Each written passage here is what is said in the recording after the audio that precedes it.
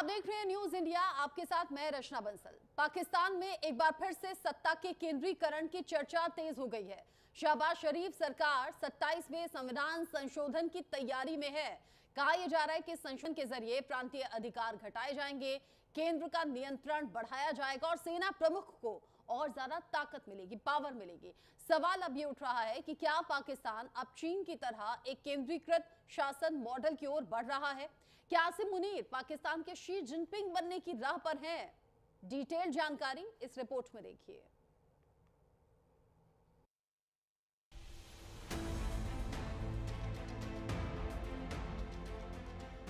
साल 2010 में पाकिस्तान ने 18वां संविधान संशोधन पारित किया था। इसके तहत कई शक्तियां केंद्र से हटाकर प्रांतों को दे दी गई थी ताकि देश में संघीय ढांचा मजबूत हो सके।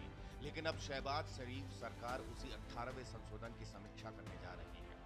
सरकार का कहना है इससे प्रशासनिक दक्षता बढ़ेगी और सबसे अहम आर्टिकल 243 यानी सेना की कमान से जुड़े प्रावधान में बदलाव की बात की जा रही है। इससे ये आशंका जताई जा रही है कि सेना प्रमुख को संवैधानिक रूप से और अधिक अधिकार मिल सकते हैं। राजनीतिक विश्लेषक मानते हैं कि अगर ऐसा हुआ तो सेना की भूमिका केवल सुरक्षा तक सीमित नहीं रहेगी, बल्कि नीति निर्माण और प्रशासनिक निर्णयों में भी सीधा हस्तक्षेप बनेगा। पाकिस्तान के संविधान में संशोधन की तैयारी। 27वें संशोधन से सेना की पकड़ और मजबूत होगी। सेना पर सरकार का नियंत्रण खत्म होगा।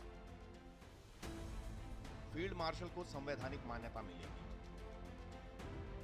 आसिम मुनीर का कार्यकाल बढ़ाया जाएगा।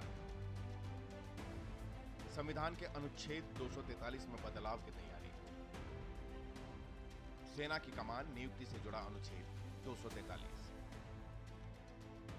मुनीर का आधिकारिक रूप से 28 नवंबर को रिटायरमेंट। बता दें कि पाकिस्तान में जो संविधान का संशोधन होने वाला है वो 27वां संविधान संशोधन होगा और इससे पहले पाकिस्तान के प्रधानमंत्री शहबाज शरीफ बीते कुछ दिनों से अलग अलग मंचों से आसिम मुनीर की तारीफ करते नहीं थक रहे हैं।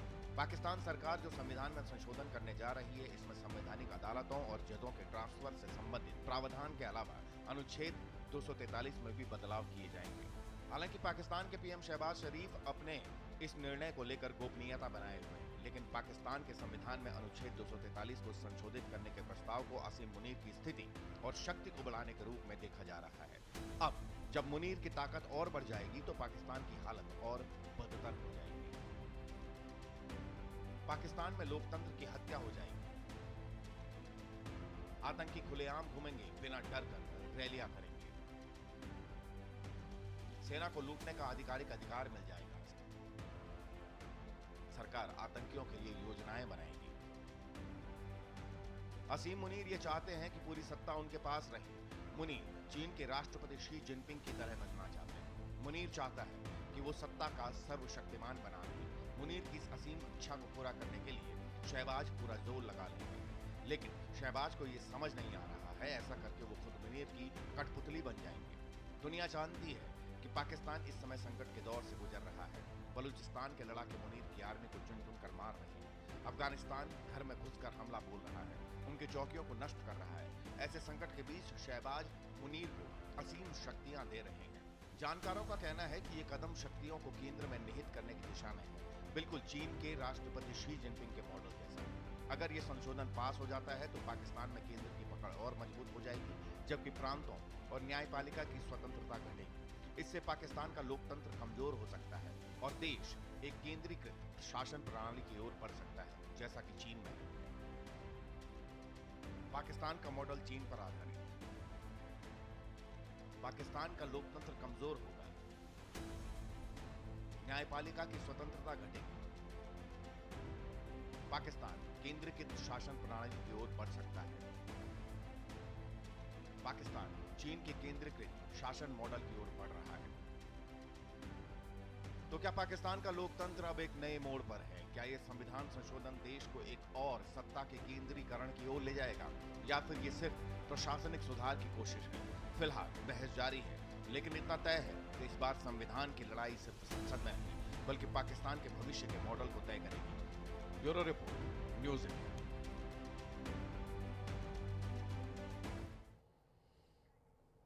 पाकिस्तान में किस बात की तैयारी है और क्या वाकई चीन की तर्ज पर अब यहाँ पर आसिम मुनीर भी चलते हुए नजर आ रहे हैं? मेरे साथ बात करने के लिए खास मेहमान जुड़ गए हैं। Group captain retired UK Devnath sir मेरे साथ में जुड़ गए हैं डिफेंस एक्सपर्ट के तौर पर, और हुसैन जावेद जी मेरे साथ में जुड़ गए हैं वरिष्ठ पत्रकार के तौर पर, सीधे पाकिस्तान से मेरे साथ में जुड़े हुए हैं।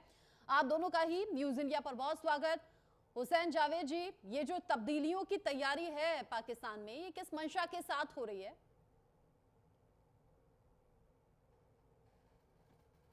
जी मैम, सबसे पहले आपका शुक्रिया कि आपने किया, और जी को भी सलाम। देखिए, हमेशा ऐसा होता है कि जब आपको आइन के अंदर कुछ ऐसी अमेंडमेंट्स करनी होती हैं तो शायद कुछ ऐसा अभाम होता है, ऐसी एम्बिग्यूटीज होती हैं जिनको दूर करना होता है। तो मैं समझता हूँ जो हमारे यहाँ 27th अमेंडमेंट शायद इसी महीने में आ रही है, उसकी वजह भी यही है।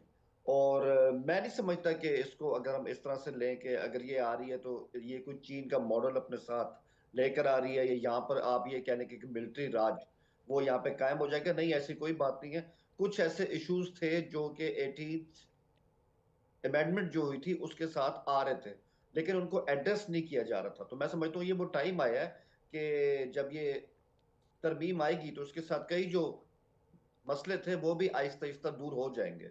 तो मैं समझता हूँ अगर इसके मेन पॉइंट, अगर आप मुझे थोड़ा सा टाइम देना, आपको बता दूं बिल्कुल कि बिल्कुल। मेन पॉइंट है कि आपको पता है कि हमारे जो चीफ ऑफ स्टाफ हैं फील्ड मार्शल आसिम मुनीर, अब ठीक है इस साल वो उनको एक ओहदा मिल गया, वो इस पर आगे, लेकिन हमारे आइन के अंदर जो फील्ड मार्शल का लफ्ज है वो शामिल नहीं है। तो हमारे आइन के अंदर एक आर्टिकल है 243, उसके अंदर अब इस तरह की अमेंडमेंट की जा रही है ताकि जो फील्ड मार्शल का ओहदा दिया गया इसको कॉन्स्टिट्यूशनली इसको सेफ गार्ड किया जाए, और मतलब ये ज्यादा अच्छे अंदाज से एक्सप्लेन हो जाएगा। अब इसको इस तरह लेना कि ये यहाँ पर एक तरह का मिलिट्री राज आ गया है, या इसके तहत एक तरह का चाइना मॉडल आ गया, और क्या ये एक सुप्रीम कमांडर बनने जा रहे हैं, जो कि हमारे आइन में लिखा है कि जो हमारा प्रेसिडेंट है सुप्रीम कमांडर वही होगा।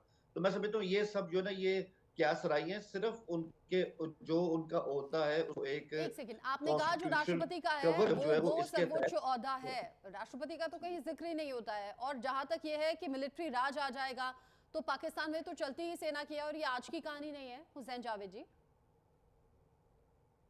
देखिए, मैं मेरी राज की बात कर रहे हैं ना, मैं इसको मुल्क किसी के हवाले से ऐसे लेता हूँ जैसे हमने अयूब खान को देखा, यहिया खान को देखा और जिया मुशर्रफ को देखा है। अभी आपके सामने है, बकायदा 2024 में इलेक्शन हुए हैं, मुल्क में किसी किस्म के मार्शल लॉ का लफ्ज ही इस्तेमाल नहीं होता। तो इसको हम कैसे उसके साथ जोड़ सकते हैं? और एक और बात बहुत अहम है इसमें, जो बहुत इंपॉर्टेंट फैक्टर है। पहली बार ये भी तय किया जा रहा है कि हमें कॉन्स्टिट्यूशनल कोर्ट्स चाहिए। अब आपको पता है जो हमारी कोर्ट्स होती है, चाहे उसमें सुप्रीम कोर्ट है या हमारे हर सूबे की हाई कोर्ट है, उन पे काम का बोझ बहुत होता है। मतलब वो आम आदमी का भी जो होता है केस उसको सुने, और जो कॉन्स्टिट्यूशन के हवाले से इश्यूज आ रहे हैं उनको भी सुने, तो काम हो नहीं पाता है। तो पहली दफा कॉन्स्टिट्यूशनल कोर्ट्स बनने जा रही, मैं समझता हूँ ये बहुत अच्छा स्टेप है। इससे पहले कॉन्स्टिट्यूशन बेंच होते थे लेकिन उससे मकसद पूरा हो नहीं रहा था। और आखिरी बात जो मैं बहुत ज्यादा सेटिस्फाइड हूँ कि जब ये अमेंडमेंट आएगी तो एक बात हो रही है कि मुल्क में एक तरह की रिफॉर्म जो है वो एजुकेशन सिस्टम आएगा, क्योंकि इस चीज को हमारे सूबे करने में नाकाम रहे। तो इसको सेंटर से कंट्रोल किया जाए, और मैं समझता हूँ आने वाले सालों में इसके बहुत अच्छे असर सामने आएंगे। ठीक है, आप कह रहे हैं बहुत अच्छे रिजल्ट रहेंगे। यूके देवनाथ सर, क्या आपको भी ऐसा लगता है? और शी जिनपिंग जिस राह पर हैं, और चूंकि चीन के नक्शे कदम पर या चीन के कहने पर पाकिस्तान चलता है, तो क्या आप कुछ वैसा ही यहाँ पर आसिम मुनीर करेंगे? क्योंकि 28 नवंबर उनका रिटायरमेंट का वक्त नजदीक भी आ रहा है। हाँ रचना जी, चीन में होता है कि एक पार्टी ही रूल करती है, वो है कम्युनिस्ट पार्टी ऑफ चाइना। तो मैं उम्मीद करता हूँ कि पाकिस्तान में मल्टी पार्टी रूल जो है, कभी पीपीपी, कभी पीटीआई पर तो बैन ही लगा दिया गया है, हट जाना चाहिए जल्दी, और कभी पीएमएलएन पावर में आती है बाई रोटेशन। अब चीन का सिस्टम ऐसा है कि वहाँ कम्युनिस्ट पार्टी ऑफ चाइना जो है वो पोलिट ब्यूरो सिलेक्ट करती है, यानी ऊपर से कुछ चुने हुए नेता होते हैं और फिर वह अपने एक सिंगल पॉइंट नेता को चुन लेते हैं। फिलहाल शी जिनपिंग है। होता यह है कि पाकिस्तान में स्टेबिलिटी की दरकार है। मैं बतौर एज एन एक्सटर्नल ऑब्जर्वर बोल रहा हूँ कि पाकिस्तान में स्टेबिलिटी की दरकार है। बलूचिस्तान में गड़बड़ हो रही है, Khyber Pakhtunkhwa out of control जा रहा है, पाकिस्तान के रिलेशंस जो हैं ईरान के साथ खट्टे मिट्टे हैं, अफगानिस्तान से तो अब दुश्मनी भरा वाला माहौल है, भारत के साथ भी प्यार भरा संबंध नहीं है। तो हो ये रहा है कि ऐसी हालत में पाकिस्तान की सरकार को यानी एडमिनिस्ट्रेशन को स्टेबिलिटी कौन देगा? पाकिस्तान में ट्रेडिशनली आज़ादी के बाद से ही हमने देखा है कि स्टेबिलिटी जो है वो आर्मी देती है। आर्मी स्टेबिलिटी जब देती है पाकिस्तान में, या तो दो तरीके हैं, या तो पर्दे के सामने आके देती है, जैसे कि पिछले 35 साल में हमने देख लिया आज़ादी के बाद। पर्दे कोई भी हो, आर्मी सामने आके बोलती है कि वही रूलर है। पर्दे के पीछे से बाकी टाइम आर्मी स्टेबिलिटी देती है पाकिस्तान में, इसमें कोई शक नहीं है। अभी आसिम मुनीर को जो एक्सटेंशन दी जा रही है, इसका बहुत बड़ा कारण ये भी है क्योंकि पाकिस्तान की जो पीएमएलएन की सरकार है, जो सिविलियन एस्टेब्लिशमेंट है, उनको ये लग रहा है कि अगर आसिम मुनीर को जल्दी से हैप्पी नहीं किया गया तो ऐसा ना हो कि पाकिस्तान की आर्मी आसिम मुनीर के नेतृत्व में फिर से डायरेक्टली सत्ता अपने हाथ में ले ले। उनका एक तरीका होता है पाकिस्तान आर्मी में, वो बहुत ही वेल ड्रिल्ड तरीका है कि कैसे अचानक एक दिन आर्मी चीफ अगले दिन से प्रेसिडेंट बन जाते हैं। तो शायद बीच का मीट हाफ वे थ्रू, बीच के रास्ते में हो रहा है कि आसिम मुनीर की जो ईगो है, उनकी जो सत्ता के प्रति चाहत है, वो भी मीट हो जाए। ठीक है, उनको समझा दिया जाएगा कि ठीक है, तुम प्रेसिडेंट मत बनो, तुम आर्मी चीफ ही रहो, पाकिस्तान को मजबूती से पकड़े रहो, स्टेबिलिटी दे दो, बलूचिस्तान कंट्रोल करो, खैबर पख्तूनख्वा कंट्रोल करो, पीएको को अंडर ग्रिप रखो और खुश रहो। अब ये समझना पड़ेगा कि जब आसिम मुनीर को इस तरह से पावर दी जाती है तो उनके जो बाकी आर्मी है, वाइस चीफ हैं, deputy chief of army staff हैं, पाकिस्तान में 10 कोर कमांडर्स होते हैं, ये सारे कोर कमांडर वो भी थोड़ा पावरफुल बन जाते हैं। मैं सिर्फ उम्मीद करता हूँ कि पीएमएलएन सत्ता पर जो डेमोक्रेटिक प्रोसेस है उस पर अपनी पकड़ बनाए रखेगी और पाकिस्तान की जो जुडिशरी है वो भी एक बैलेंसिंग का एनवायरनमेंट बनाए रखेगी ताकि आर्मी सिविलियन एडमिनिस्ट्रेशन पर ज़्यादा हावी ना हो जाए। जी, जिस तरीके से आपने बताया, क्योंकि हमने ये भी देखा ना ऑपरेशन सिंदूर के वक्त में जो पाकिस्तान की तरफ भारत की तरफ से कार्रवाई हुई और उसके बाद में जीत के जश्न की रैलियां निकाली गई जगह जगह, और फिर आर्मी चीफ के तौर पर जो आसिम मुनीर थे उन्होंने फील्ड मार्शल के तौर पर अपना प्रमोशन भी करा लिया, अपना आराम भी चाहते हैं, अपना रुतबा भी बढ़ाना चाहते हैं, और अब क्या अपना प्रभुत्व भी इसी तरीके से बढ़ाना चाहते हैं, ये सवाल उठ रहा है। हुसैन जावेद जी, आप कह रहे हैं कि मैं पॉजिटिव इसके रिजल्ट्स देख रहा हूं। बतौर पत्रकार क्या आपकी आम लोगों से बात हुई है? क्या उनके बीच में आप पहुंचे? जो अब तक हुआ और जो अब आगे होने वाला है, क्या उससे लोग संतुष्ट हैं? क्योंकि असंतुष्टि तो पाकिस्तान के अलग अलग प्रांतों में खूब दिख रही है और वो जग जाहिर है। देखिए, मैं इसमें यही कहूंगा कि अभी तक जिस अमेंडमेंट की बात हो रही है ना, उसका हतमी ड्राफ्ट सामने नहीं आया। ये ऐसा नहीं है कि एक बकायदा उसका पूरा ड्राफ्ट आ गया है और वो बिल्कुल फाइनल है और वो आवाम तक या सब तक इस तरह से पहुंचे, उस पर काम हो रहा है। तो अभी ये सब बातें जो हैं काफी हद तक आप ये समझ लें कि एक गेस वर्क है, लेकिन बात वही आती है, आम आदमी जो है ना वो यही चाहता है कि उसके मसाइल हल हो। और सबसे अहम बात है जो हमारी 18th अमेंडमेंट थी, उसमें शुरू पैसे दिए गए, मकसद था कि जो ग्रास रूट होता है उसका फायदा पहुंचे, लेकिन हमने देखा वो जो हमारा जिला का लेवल होता है वहां तक पैसे नहीं गए। अब इस चीज को मेक श्योर किया जा रहा है, जो आपने सवाल किया कि आम आदमी इससे खुश है कि नहीं, कि आम आदमी को जो है वो जो हमारे यहाँ जिले का लेवल होता है वहां तक उसकी दाद रसी हो, तो मैं समझता हूँ ये उसके काम आएगा। और बाकी मैं इसमें यही कहूंगा, एक बात आपने अभी कही कि शायद इस महीने में उनका जो ओहदा है आसिम साहब का वो खत्म होने जा रहा है, तो ऐसा नहीं है, 2027 तक वो अपने ओहदे पे काम कर सकते हैं। हाँ, उसके बाद क्या उनको एक्सटेंशन इस्लामाबाद से दी जाएगी नहीं होगी, वो उसके बाद देखा जाएगा। 2027 तक वो अपनी सीट पर है, ये बात तो बिल्कुल यहाँ पे कंफर्म भी है। दूसरी बात, अभी देवनाथ जी ने कहा कि ईरान के साथ हमारे जो ताल्लुकात है वो खट्टे मीठे हैं, तो यहाँ मैं उनसे खिलाफ करता हूँ कि अभी ईरान इसराइल की जंग हुई है और उसमें बिल्कुल सामने ये है कि जो ईरान है वो इस जंग के बाद जिन मुल्कों का सबसे ज्यादा शुक्रगुजार है, जिन्होंने उसको डिप्लोमेटिकली सपोर्ट किया, अखलाकी तौर पे सपोर्ट किया, उनमें उन्होंने पाकिस्तान का नाम लिया। तो ईरान के साथ हमारे जो है ना इस टाइम ताल्लुकात वो बहुत अच्छे जा रहे हैं। अफगानिस्तान का आपको पता है उनका कुछ इशू चला, लेकिन अभी कल हमारी टॉक स्टार्ट हो रही हैं और टॉक्स का सिलसिला आगे बढ़ता जा रहा है। सीज फायर है वो भी अपनी जगह है, तो मैं समझता हूँ ये चीज भी आहिस्ता आहिस्ता बेहतर हो जाएगी। अच्छा, चीन में जो व्यवस्था है अभी, उसको आप कैसे देखते हैं हुसैन जावेद जी? शी जिनपिंग जो अपनी कुर्सी पे जमे हैं तो जम ही गए, और अगर पाकिस्तान इस तर्ज पर जा रहा है, लोग ये भी बात कर रहे हैं कि लोकतंत्र कमजोर हो जाएगा, उससे न्यायपालिका के जो अधिकार हैं आम लोगों के लिहाज से वो कम हो जाएंगे। आम लोगों के लिहाज से ये चीजें ठीक नहीं है। आप भी तो अपने आप को आम लोगों में ही काउंट कीजिए ना।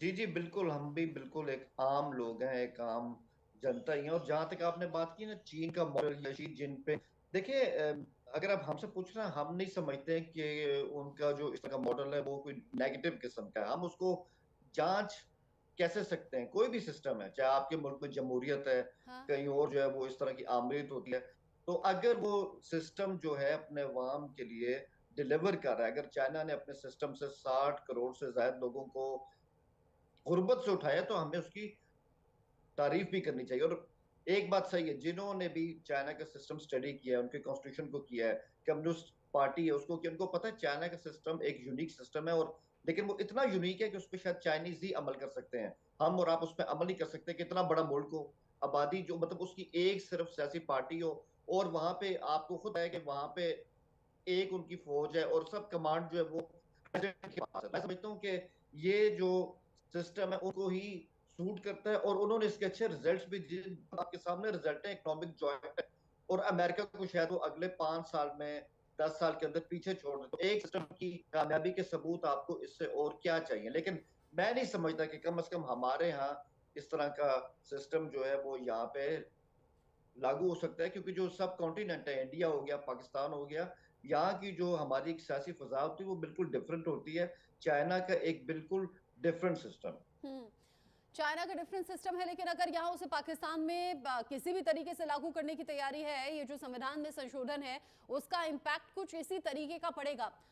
यूके देवनाथ सर, आपके लिहाज से अगर ये तब्दीली होती है तो आम लोगों के अधिकार किस हद तक खत्म या फिर कम होते हुए आपको दिख रहे हैं? क्योंकि पाकिस्तान में ऑलरेडी असंतुष्ट हैं लोग, और वो बड़ा तबका है।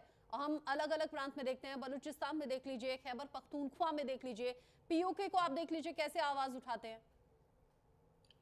जी हाँ रत्ना जी, हम उम्मीद करते हैं कि पाकिस्तान की जो आर्मी है, ठीक है, फील्ड मार्शल आसिम मुनीर अगर ज़्यादा पावरफुल बनते हैं, उनका टेन्योर अगर एक्सटेंड हो जाता है, तो वो स्टेबिलिटी प्रोवाइड करेंगे। और हम आशा करते हैं कि पीएमएल-एन की जो सरकार है वो ग्रास रूट लेवल पर डेमोक्रेटिक प्रोसेस को बढ़ावा देगी और आस्ते आस्ते ये सुनिश्चित करेगी कि आर्मी जो है अपनी छावनी के अंदर ही रहे।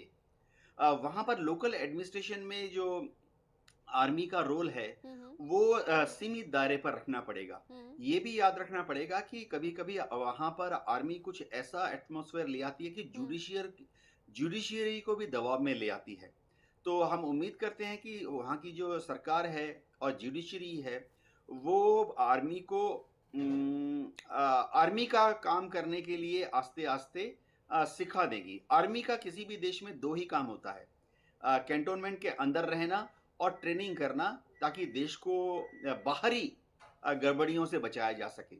आसिम मुनीर, पाकिस्तान आर्मी का एक ट्रेडिशनल एक रोल रहा है कि वो हमेशा लोकल एडमिनिस्ट्रेशन पर इंटरफेयर करते रहे हैं। तो अगर पाकिस्तान की आर्मी चाहती है कि आम आवाम आर्मी को दुश्मन ना समझे, तो फिर उसका एक ही तरीका है कि जो लोकल इलेक्टेड रिप्रेजेंटेटिव्स हैं उनको उनका काम करने दिया जाए, ताकि आम आवाम को अगर कोई दिक्कत है तो वो लोकल रिप्रेजेंटेटिव के पास जाएं। ऐसा नहीं होना चाहिए कि आम आदमी को लगे कि आर्मी जो है उनका सुख कम कर रही है, आर्मी उनका दुख बढ़ा रही है। इसके लिए जैसे सब डेमोक्रेसीज में होता है, भारत में भी है, हम इस्तेमाल करते हैं कि आर्मी जब भी सिविल पावर को असिस्ट करती है, एड करती है, तो पहले सिविल एडमिनिस्ट्रेशन से, समझिए डीएम हैं, डीसी हैं, उनसे एक रिटर्न रिक्वेस्ट आता है। उसके बाद ही आर्मी अपनी छावनी से निकलकर लोकल एडमिनिस्ट्रेशन को मदद करने जाती है। चाहे वो फ्लड रिलीफ हो, चाहे वो अर्थक्वेक हो, चाहे वो डिसिप्लिन लागू करने की बात हो। तो इस तरह का जो सिस्टम है पाकिस्तान में भी है, लेकिन ये उम्मीद करते हैं कि भविष्य में इस तरह का सिस्टम दिल से लागू किया जाएगा। हाँ। और पाकिस्तान की आर्मी, एमपी, एमएलएज और मंत्रियों को नहीं बताएगी कि उनका क्या काम है। मैं उम्मीद करता हूं कि पाकिस्तान के विदेश मंत्री विदेश मंत्रालय का काम चलाएंगे, पाकिस्तान के गृह मंत्री गृह मंत्रालय का काम चलाएंगे, और पाकिस्तान के प्राइम मिनिस्टर का काम चलाएंगे। और दुनिया भर में आस्ते आस्ते ऐसी, अमेरिका में खास तौर से ऐसी एक फीलिंग होनी चाहिए कि पाकिस्तान को शहबाज शरीफ चला रहे हैं, पाकिस्तान के विदेश मंत्री चला रहे हैं। अमेरिका में ये फीलिंग नहीं होनी चाहिए कि पाकिस्तान को आसिम मुनीर चला रहे हैं। ऐसी एक फीलिंग आनी बहुत ही जरूरी है। जी, ऐसा आपने क्यों कहा मैं समझ गई। जब भी कभी विदेशी दौरे होते हैं, शहबाज शरीफ साइड में दिखाई देते हैं, आसिम मुनीर आगे आगे नजर आते हैं। एक आर्मी चीफ के नाते भी, फील्ड मार्शल के तौर पर भी अगर आसिम मुनीर को आगे फ्रंट पर देखा जाता है तो लोगों के जहन में सवाल आता है कि भाई प्रधानमंत्री शहबाज शरीफ हैं कि आसिम मुनीर हैं। इसीलिए ये तंज अलग अलग तरीके से सामने आते रहे। अच्छा हुसैन जावेद जी, अगर मैं संशोधन को छोड़ दूं, अगर इन तब्दीलियों पर बात ना करूं, आपके लिहाज से पाकिस्तान के नागरिक होने के नाते पाकिस्तान में जो व्यवस्था है सेना की, सरकार की, वो दुरुस्त है, ठीक है क्या? जी, मैं इसमें यही कहूंगा, इसमें दो बातें। एक तो ये है कि इसमें जो एक तरह की अंडरस्टैंडिंग, एक तरह की हमारी, एक तालमेल इस्लामाबाद और के बीच में देखने को मिल रहा है। ऐसा मैंने कभी देखा नहीं, अनप्रेसिडेंटेड। इस्लामाबाद की सोच है, पिंडी सोच हो रहा है एक ऐसे वक्त में जब आपके ऑपरेशन चल रहे हो केपीके के अंदर, बलूचिस्तान के अंदर, और आपके आपस में इस तरह का इत्तेफाक ना हो, तो फिर मैं नहीं समझता कि अच्छे रिजल्ट आ सकते थे। तो अंडरस्टैंडिंग में भी इस बात को लेकर के कोई ऐसी चीज नहीं है कि यार कुछ ऐसा होने जा रहा है कि ये जो इस तरह की अमेंडमेंट आ रही है, इससे जो हमारी शहरी आजादी होती है, सिविल लिबर्टीज होती हैं, उस पे किसी किस्म की कोई आएगी रोक। लेकिन एक बात का मैं यहाँ जवाब दूंगा, भी देवनाथ जी ने बात की, तो मैं उसमें यही कहूंगा, देखें ये भी इत्तेफाक है कि जब हमारे यहाँ मिलिट्री रूल रहा है, चाहे वो यूब खान का था, ज़िया का था, मुशर्रफ का था, हमने बेहतरीन किस्म का लोकल बॉडी सिस्टम देखा और इस सतह के इलेक्शन देखे। लेकिन अफसोस है कि जब हमारे यहाँ जमहूरी सेटअप आता है ना, ये लोग इतना ज्यादा लोकल बॉडी के ऊपर फोकस नहीं करते, क्योंकि इनको ये होता है कि यार जो हमारे एमएनएज हैं, हमारे एमपीज हैं, फंड्स उन तक रहे और वही इसको आगे इस्तेमाल करें, जिससे जो है एक आम आवाम, उसका भी हक जो है वो मारा जाता है। तो मैं उम्मीद करता हूँ जो हमारी सियासी जमातें हैं, जो हमारी हुकूमत है, वो भी जो हमारे यहाँ लोकल बॉडी सिस्टम होता है इसको कंटिन्यू करें, क्योंकि असल में अब की इसी से होती है। और आखिरी बात यही है कि अभी बात हो रही थी कि अमेरिका में ये इस तरह की फीलिंग आनी चाहिए कि शहबाज साहब असल बॉस हैं और आसिम साहब उनके अंडर। देखें कॉन्स्टिट्यूशनली जो आसिम साहब है वो तो हमारे डिफेंस के जो वजीर हैं ख्वाजा आसिफ साहब, उनके भी अंडर आते हैं, तो ये तो बहुत मतलब ऊपर की चीज है। लेकिन बाहर की फीलिंग क्या है, वो क्या सोचते हैं, आप उनकी फीलिंग चेंज नहीं कर सकते। हाँ, अपने यहाँ हम एक चीज को मेक श्योर कर सकते हैं कि हमारे यहाँ एक तालमेल इस तरह का बना रहे, ताकि बहुत सारे जो हमारे पास चैलेंजेस हैं उनको हम कंप्लीट कर सकें। ठीक है, इन चैलेंजेस से पाकिस्तान की आवाम निपटे, ऐसी बस हम उम्मीद कर सकते हैं। बाकी पाकिस्तान सरकार या सेना का अगला कदम क्या होगा, या फिर ये संशोधन अगर इम्प्लीमेंट होता है तो उसका असर क्या होगा, ये हम भी देखेंगे, आप भी देखिएगा। हुसैन जावेद जी, यूके देवनाथ सर, दोनों का आपका शुक्रिया इस डिस्कशन में साथ में रहने के लिए, न्यूज इंडिया के साथ में जुड़ने के लिए। इसी के साथ वक्त छोटे से ब्रेक का यहाँ पर हो गया है, लौटेंगे।